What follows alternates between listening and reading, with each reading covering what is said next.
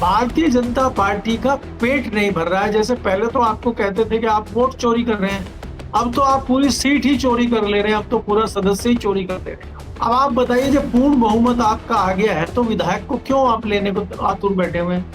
आप क्यों, आपकी पार्टी पे क्यों आ रहे हैं विधायक, क्यों ले रहे हैं आप मना क्यों नहीं करते हैं? भारतीय जनता पार्टी को अब केंद्र में जो कमजोरी महसूस हो रही है, क्योंकि इनको परिसीमन का बिल लाना है, मानसून सेशन में उस बिल को पास कराना है। दूसरा, सरकार खतरे में है, इनकी 2240 लोग इनके पास हैं, तो एलाइज किसी तरह इनको अपने पूरे करने हैं, और हथियार इनके पास साम दाम दंड भेद एजेंसी वो सब है, तो उसके बलबूते ये चीजें कर रहे हैं।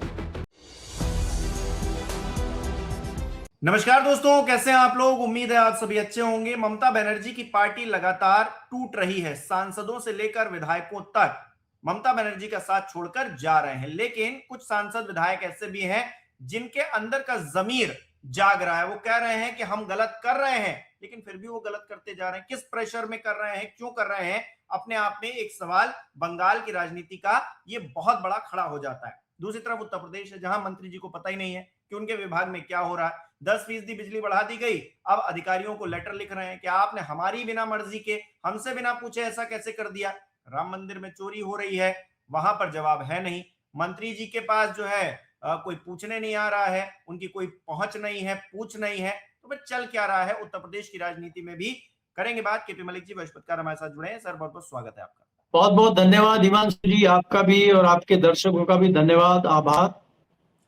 सर, अब तक टीएमसी के लोकसभा सांसदों की बात करें तो 28 में से 20 टूट चुके हैं, राज्यसभा में 13 में से 3 टूट चुके हैं, कुल 23 सांसद ये टूट गए। और विधायकों की बात करें तो 80 में से 58 अपना अलग गुट बनाए हुए हैं। किस तरह से देख रहे हैं ममता बनर्जी को और उनकी पार्टी को, और ये जो टूट हो रही है, ऑपरेशन लोटस चल रहा है, ये थमेगा? क्योंकि एक तरफ जो सांसद है शताब्दी रॉय, वो ये भी कह रही है कि मैं इमोशनली गलत हूं, लेकिन राजनीतिक तौर पर मैं सही हूं। अब इसके क्या मायने हैं भाई? देखिए हिमांशु जी, अगर ये मामला आप देखें वेस्ट बंगाल का, इसको आप अभी मत देखिए। इसको आप ये देखिए कि जब एसआईआर की प्रक्रिया वेस्ट बंगाल में शुरू हुई, चुनावी माहौल बना, किस प्रकार से ये चुनाव जीता गया, किस प्रकार से ममता ने सारे मोर्चों पे किस प्रकार से लड़ाई लड़ी, किस हद तक लड़ाई लड़ी, वो आपके सामने। और भारतीय जनता पार्टी ने किस प्रकार से वहां सफलता पाई है, ये भी आपके सामने है। भारतीय जनता पार्टी का पेट नहीं भर रहा है। जैसे पहले तो आपको कहते थे कि आप वोट चोरी कर रहे हैं, अब तो आप पूरी सीट ही चोरी कर ले रहे हैं, अब तो पूरा सदस्य ही चोरी कर ले रहे हैं। अब आप बताइए, जब पूर्ण बहुमत आपका आ गया है तो विधायक को क्यों आप लेने को आतुर बैठे हुए हैं? आप क्यों, आपकी पार्टी पे क्यों आ रहे हैं विधायक, क्यों ले रहे हैं आप मना क्यों नहीं करते हैं? भारतीय जनता पार्टी को अब केंद्र में जो कमजोरी महसूस हो रही है, क्योंकि इनको परिसीमन का बिल लाना है, मानसून सेशन में उस बिल को पास कराना है। दूसरा, सरकार खतरे में है, इनकी 2240 लोग इनके पास हैं, तो एलाइज किसी तरह इनको अपने पूरे करने हैं, और हथियार इनके पास साम दाम दंड भेद एजेंसी वो सब है, तो उसके बलबूते ये चीजें कर रहे हैं। क्योंकि परिसीमन का जो मामला है, उसमें जो साउथ के स्टेट है वो कहीं ना कहीं उसको खतरा मानते हैं। तो ऐसे में कहीं अगर तमिलनाडु के जो नायडू साहब हैं, कहीं वो बैक मार जाए, अगर वो पीछे हट जाए, तो ऐसे में हम कैसे अपनी सरकार को बचाएंगे और कैसे हाउस में हम अपने नंबर बढ़ाएंगे, उसकी रणनीति भारतीय जनता पार्टी की है। क्योंकि आज ऐसे दोराहे पे खड़ी हो गई है ममता बनर्जी की पार्टी, और ममता बनर्जी के जो लोग हैं, ममता बनर्जी ने जरूर गलतियां की हैं। अगर ममता बनर्जी ने गलतियां नहीं की होती तो आज ममता बनर्जी के ऊपर इतना बड़ा डेंट नहीं होता।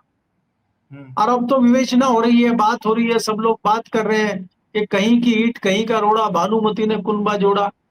अब ये आप जो है ऐसे ऐसे लोगों को लेके आए और उनको आपने टिकट दिया, तो भाई जो जेन्युइन कार्यकर्ता है आपका, जो जेन्युइन पार्टी में लोग 40-40 साल से काम कर रहे हैं, वो कहाँ जाएंगे, क्या करेंगे? तो अब वो चीजें आपको समझ में आ रही हैं। अब जो चर्चा दिल्ली में कई दिन से चल रही थी वो यही थी कि आपको अब पार्टी बचाने का फॉर्मूला क्या होना चाहिए। मैंने पहले भी कहा, आपके चैनल पे भी कहा कि अगर ममता बनर्जी की पार्टी को तोड़ना है, जो पार्टी तोड़ने का सिद्धांत है वो 1/3 वाला है, तो ममता बनर्जी की पार्टी से 1/3 तोड़ना भारतीय जनता पार्टी के लिए कोई मुश्किल नहीं है। हालांकि मुश्किलात उसको आ रही है, पार्टी अभी टूटी नहीं है।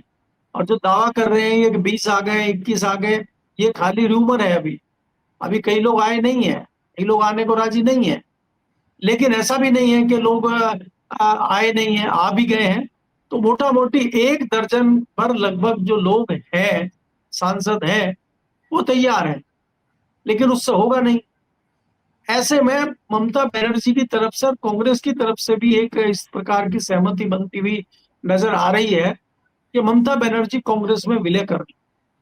और आज के परिप्रेक्ष्य में अगर हम देखते हैं, आज का समय ममता बनर्जी के लिए अगर सबसे महफूज समय है, वो यही समय है कि आप कांग्रेस में विलय करें। और आपको अगर अलग भी है ना है, तो आप तो एक्सपर्ट हैं पार्टी तोड़ने में, पार्टी तोड़ के, कांग्रेस तोड़ के फिर अलग दल बना लेना। लेकिन आज मुझे लगता है कि आज अगर आपको जिंदा रहना है, पार्टी को जिंदा रखना है, अपने आप को बचा के रखना है, अपने कार्यकर्ताओं को, अपने सांसदों को, अपने विधायकों को बचाना है, तो आपको विलय कर लेना चाहिए। क्योंकि जब आप 1/3 की बात करेंगे तोड़ने की, तो कांग्रेस में अगर आप विलय कर लेंगे तो फिर भारतीय जनता पार्टी बैकफुट पे आ जाएगी, नहीं तोड़ पाएगी। तो इस फॉर्मूले के तहत भी ये कवायद चल रही है कि ममता बनर्जी कांग्रेस में विलय कर ले। और जैसा कि मैंने कल भी कहा था कि एक मुलाकात भी हुई है अभिषेक बनर्जी और राहुल गांधी की, उसमें कुछ शर्तें हैं। क्योंकि विलय होगा तो कुछ कंडीशन रखी जाएंगी दोनों तरफ से।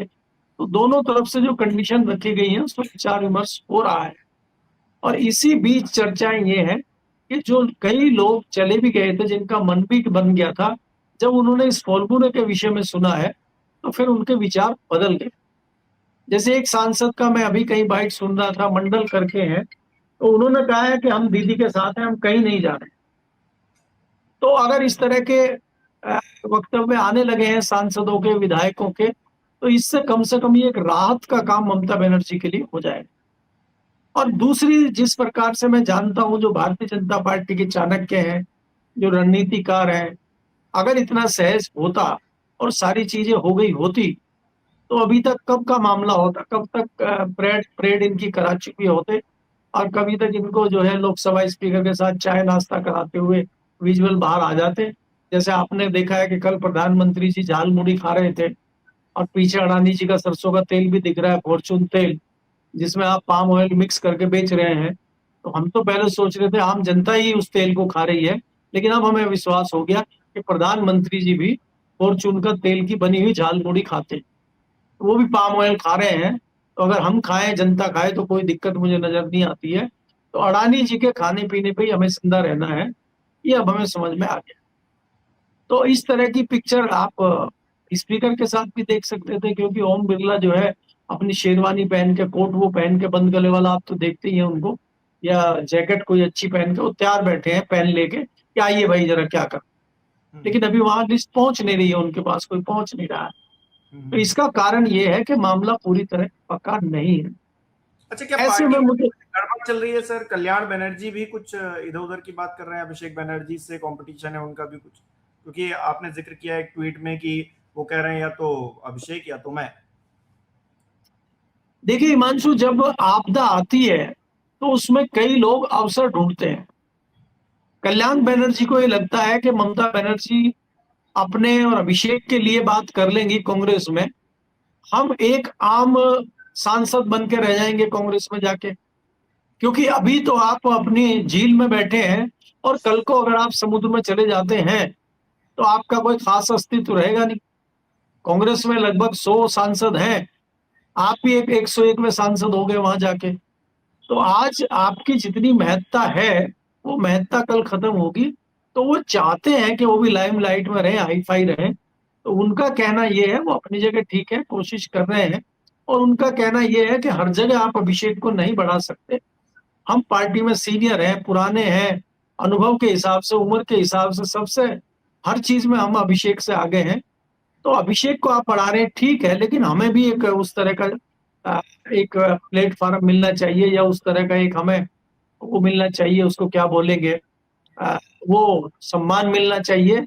अगर वो नहीं होता है तो फिर ब्लैकमेल करने के लिए या इस तरह का, मैंने जैसे कहा कि आपदा में अवसर ढूंढने का प्रयास कल्याण बनर्जी भी कर रहे हैं, क्योंकि ये एक मौका है। अगर आज आप चूक गए तो कल को ये परिस्थितियां आपके सामने होंगी। ये भी तो मुश्किल बात है ना, क्योंकि एक बार बिल्कुल जो हो जाएगा तो हो जाएगा। बिल्कुल जी। बिल्कुल। अच्छा, एक तरफ तो चुनाव के बाद जो है बंगाल में परिस्थितियां टीएमसी के लिए खराब हो रही हैं, दूसरी तरफ उत्तर प्रदेश में हम देख रहे हैं कि सरकार, मतलब अधिकारी ज्यादा हावी होते हुए नजर आ रहे हैं, या फिर जो कामकाज हो रहा है उसकी सरकार को भनक नहीं है। क्योंकि यूपीपीसीएल के जो चेयरमैन है आशीष गोयल, उनको एक पत्र लिखा गया है एके शर्मा जी की तरफ से और कहा गया है कि भाई इतनी बड़ी घटना हो गई, हमको टीवी चैनलों से पता चल रहा है, सोशल मीडिया से पता चल रहा है, 10% आप रेट बढ़ा रहे हैं, हमको आपने तो बताया नहीं, कोई चर्चा की नहीं। यहाँ अयोध्या में राम मंदिर में चोरी हो रही है, चंदे में घोटाला हो रहा है, सरकार को पता ही नहीं है शायद। कुछ लोग तो दावा कर रहे हैं कि हमारी आंखों के सामने हो रहा है, सीसीटीवी डिलीट किए जा रहे हैं। तो नौकरशाही हावी है, चोर लुटेरे सब हावी हैं, सरकार को कुछ अता पता नहीं है कि क्या करे क्या नहीं करे, ये परिस्थिति चल रही।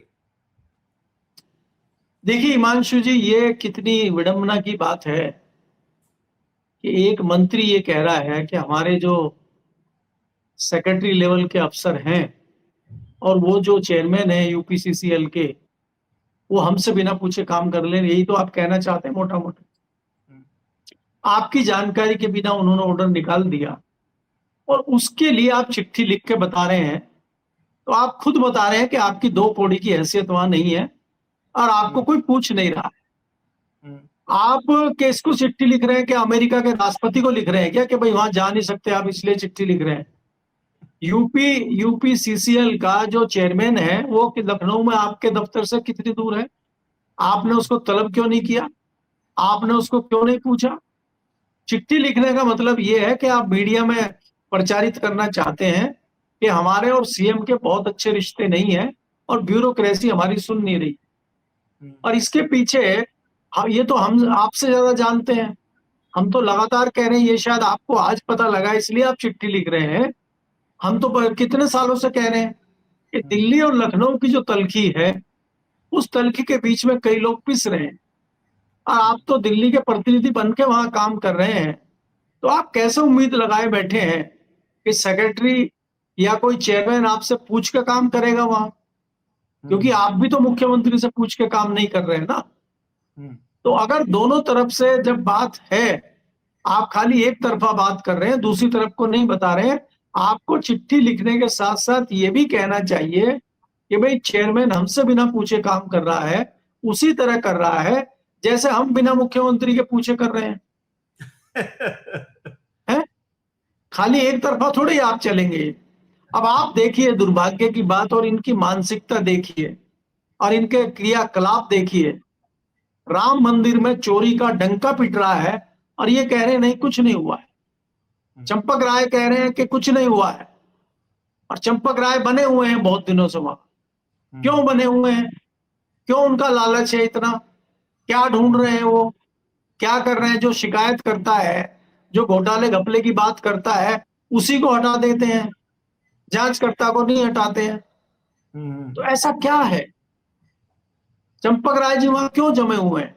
इनका कब्जा क्यों है वहां पे? और तो इस शंकराचार्य तो तरह कह की रहे हैं सर कि जब तक चंपत राय रहेंगे ऐसा ही होता रहेगा। शंकराचार्य नहीं, सीधे तो तौर पे इसका मतलब देखिए देखिए, अगर संत समाज उंगली उठा रहा है और संत समाज इस तरह की बात कर रहा है, तो ये जाहिर है कि वहां घोटाला अभी नहीं हुआ, वहां घोटाला लगातार जारी है। और महंत अवैधनाथ ट्रस्ट के जो अभी जो उत्तराधिकारी है कमल नैन जी, उन्होंने तो कहा है, महंत कमल नैन ने भी साफ साफ कहा है कि वहां चोरी जो चल रही है वो कोई नई बात नहीं है। और उसकी जांच की जो बात आप कर रहे हैं, कई लोग कह रहे हैं कि रिपोर्ट पीएमओ पहुंच गई है, अब उसकी जांच होगी। तो उन्होंने कहा जांच कौन करेगा? सारे तो चोर हैं।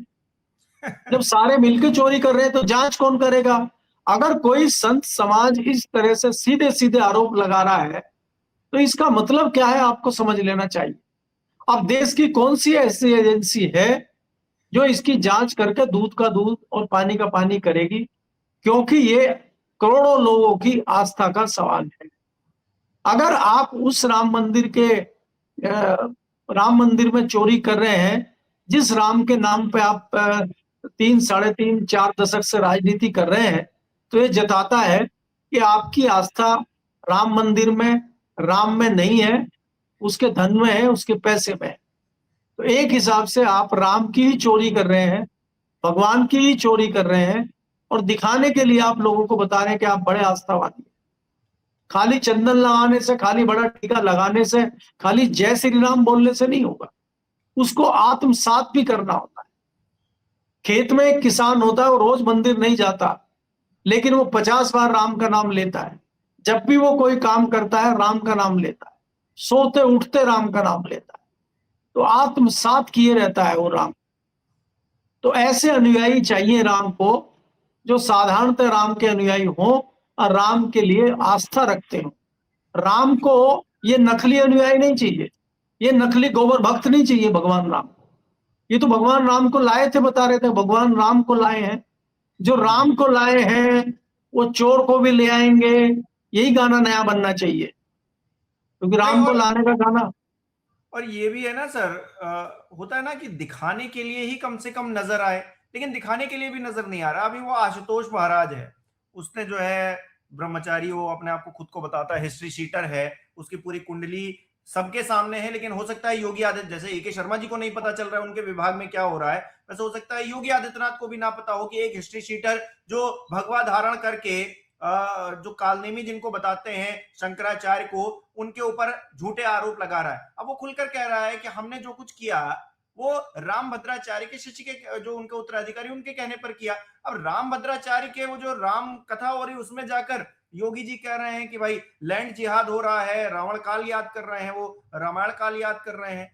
तो मतलब सब घालमेल है सर, यहाँ कोई मतलब एक पारदर्शी तरीके से चीजें नजर नहीं आ रही। एक हिस्ट्री शीटर वो इधर की उधर कर रहा है, लगातार घटिया हरकतें करता जा रहा है, संत समाज को बदनाम कर रहा है, उसको पकड़ने के बजाय आप जो है इधर उधर की बातें कर रहे हैं, उस पर कोई कार्रवाई नहीं है। और शंकराचार्य को आप कालनेमी बता रहे थे। नहीं, देखिए, जिस प्रकार से शंकराचार्य का सम्मान गिराने का काम हुआ है पिछले दिनों, आपने देखा, और एक ऐसे व्यक्ति के द्वारा उनको बदनाम किया गया, इस तरह के उनके ऊपर घटिया आरोप लगाए गए, बच्चों के उत्पीड़न के गिरे हुए आरोप शंकराचार्य के ऊपर लगाए गए, ये दुर्भाग्यपूर्ण बात है। जिस भारतीय जनता पार्टी को ये माना जाता था कि संतों की पार्टी है, संत हितैषी पार्टी है, संतों के लिए अच्छा करने वाली पार्टी है, हिंदूवादी पार्टी है, अगर उस पार्टी के कार्यकाल में इस तरह की चीजें हो रही हैं कि गुंडे, बदमाश, हिस्ट्री सीटर इतने बड़े पद पर बैठे हुए, शोभनीय पद पर बैठे हुए शंकराचार्य जी के विषय में इस तरह की बात करते हैं, और उनको सरकार कुछ नहीं बिगाड़ पा रही, उल्टा फैसिलिटेट कर रही है, तो ये दुर्भाग्य की बात है, और इसकी सजा एक न एक दिन जरूर इनको मिलेगी। आप जिस प्रकार से कर रहे हैं, अभी पहले आपसे शंकराचार्य जी नाराज थे, वो आज भी गोरक्षा की बात कर रहे हैं। दूसरे आपसे अभी ये कमल नैन भी आ गए, वो भी कह रहे हैं कि भाई चोरी हो रही है राम मंदिर में। तो अगर आपसे धीरे धीरे संत समाज नाराज होता जा रहा है, आपकी चोरी पे उसकी नजर बनी हुई है, और आप कुछ नहीं कर रहे हैं, इसके अलावा दूसरा आप देखिए, कल हमने देखा कि प्रेस कॉन्फ्रेंस में कभी बंद गई, जो दबंग है, अपने आप को कहते हैं कि बड़ा दम है, वो बताते हैं कि हम दमदारी हैं, अपने आप को क्या कहते हैं वो, ब्रजभूषण शरण सिंह, हाँ, वो कहते हैं ना कि दबंग है हम लोग, दबदबे वाले ने, दबदबा दबदबा, हाँ, उनका दबदबा कायम है। तो कल उनकी हवा निकलती हमने देखी, उन्होंने कहा नहीं नहीं भाई, हम इस पे कुछ नहीं बोलेंगे, वो बड़े आदमी, हमें खतरा पैदा हो जाएगा। पहली बार हमने उनको डरपोक की मुद्रा में देखा, नहीं तो भाई वो कह सकते थे। अरे जब महंत कमल नैन कह रहे हैं कि भाई यहाँ चोरी हो रही है खुलेआम, और जांच करने वाले लोग भी इन्हीं के हैं, तो जांच कैसे होगी?